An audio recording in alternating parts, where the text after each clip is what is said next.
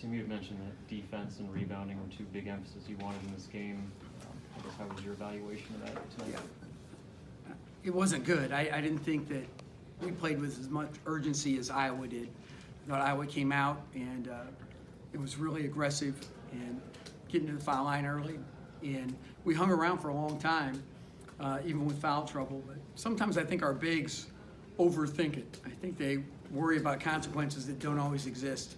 Like, well, if I play this high, I might get behind and foul, or if I hedge this screen that hard. And we just got to play. Free your mind and play. I don't think we do that enough. I don't think our bigs do. Our bigs are really smart, cerebral, and sometimes I think we smart ourselves just out of playing well.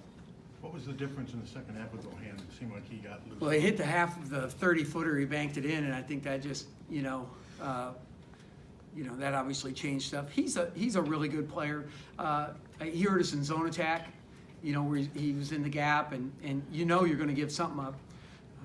I think we had that situation with about 5.5 minutes left where they skip it, and Glenn overruns it, and he ends up with that three. And I think he got another one about a minute later. And that was a huge three because it was a 4-point game at that time. We came down, hit a couple foul shots. It was 5, and then they get the first miss, and Moss sticks it back in, I think. And then it was now you're done, really.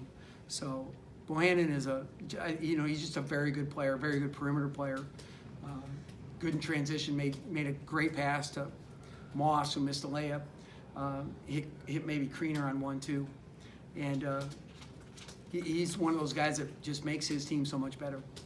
You guys were 4 for 23 from 3.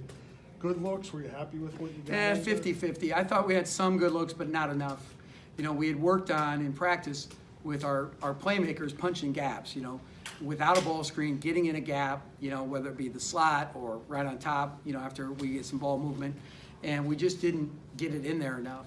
And when we did, good things happened. We were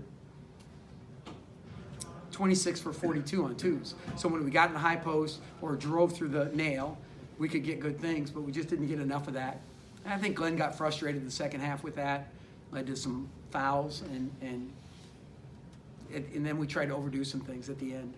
And we only had 8 turnovers, but it just felt like everyone mattered. It kind of seemed like offensively things were just a little bit more difficult against that zone. Just kind of felt like I it was didn't hard. love our zone attack, and anytime you're not going to make threes, or you don't make threes, I'm sorry, you're going to struggle at that too, because you got to throw some in there. And we got fouled on a regular basis, which I thought was good. A lot of times you don't do that against zone.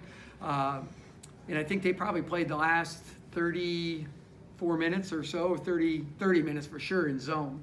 And so to be able to still get to the foul line is important. But we didn't get enough quality 3-point looks in my mind. What was the plan after? Well, first of all, you had to, either punch the gap with penetration through the, through either the slot or the nail, or put it in the high post and kick it out. And we just didn't do that enough. And then a lot of times when we got the ball in the high post, we just went to work, and that's fine. But you don't get that inside-out 3 either. How do you get your guys, I guess, to play free now? Is it just maybe getting home and getting away from having to play a road game? That's a good question. I think they think that we're, they're worried about things that again don't exist. And for instance, like if one of our big guys is worried about fouling, so he doesn't, like we're in front of Ryan Kriener, and then we just kind of think, oh boy. I've been on him, the ref's looking at me, the ball's coming in, and you slide behind, then they throw it right into him, and then you foul it, and you end up fouling anyway. Just keep your position. Don't worry about the contact that's going on. And so I just think that, we've got to get past anything. Don't worry about anything else. I think maybe those 5 guys worry too much about having to come out of the game. So you think it was more just kind of putting too much pressure on themselves and a lack of urgency in that game? I really do believe that. I think we outthink ourselves.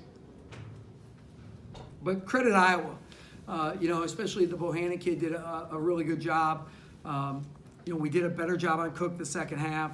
Ryan Kriener did a good job, and Garza really helps him. You can see how he helps him. And as soon as he came in, they went full-time zone because, his mobility's not quite there. But Luka's a really good player. We watch him a lot on the circuit, and he brings a lot of different elements to the game for them. what do you do in terms of trying to get better at rebounding? I mean, it seems like that's a lot of the Yeah. issue. I have to watch this tape. A lot of times when you don't rebound well, sometimes you're just not engaged in a blockout. Some. That's the number one thing. But sometimes you're not guarding the ball well. So the ball's downhill on you. And so it might be screen and roll defense. And that's what I felt like at Maryland. It was our screen and roll defense. And I'll just have to look at tonight. I thought it was, I just have to look at tonight. But I just felt like, you've got a few different things that add into that. Nana gave up one in the second half to Weiskamp, and he just said he mistimed his jump, we got to rebound the ball. But you go to work. But rebounding, you can do sterile drills, and it doesn't help you as much as just, a better emphasis. And that's, we'll get better. Anything else for Coach? Thank you.